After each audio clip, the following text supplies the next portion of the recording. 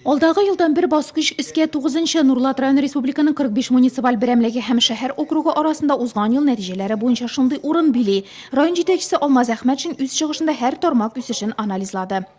Валовый территориальный продукт составил более 49 миллиардов рублей, с ростом на 3,5% к уровню 2017 года. Наибольший вклад в формирование валового территориального продукта, а это около 63%, внесли нефтяные предприятия. Большую долю в экономике занимают также промышленные предприятия и предприятия сельскохозяйственной отрасли. Объем отгруженной продукции и собственного производства составил более 30 миллиардов рублей.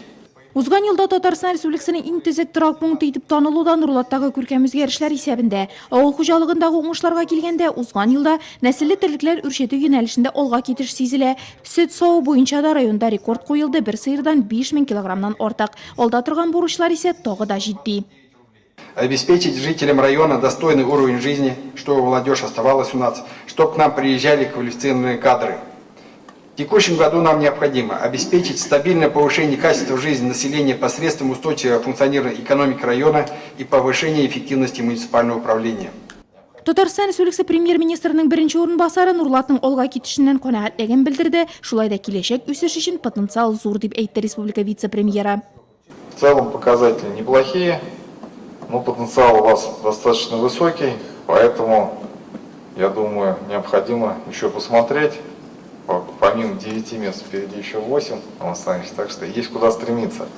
Әйтелгән сүзләрне йомгаклап зур уңышларга ирешкән нурлатларга дәүләт бүләкләре тапшырылды. Шулар арасында фидакарь хезмәт өчен медаленә ия булган Сөләйманов крестьян фермер хуҗалыгы механизаторы Александр Сарников, Татарстан Республикасы атказанган терлекчесе исемен алган Южная агрофирмасы вәкиле Илгизә Кәлимуллина һәм бүгеннән Татарстан Республикасы атказанган авыл хуҗалыгы хезмәткәре булган Сөләйманов хуҗалыгы җитәкчесе Ирек Хәйдәрҗанов, Хәйбуллин КФХсы башлыгы Наил Хәйбуллин.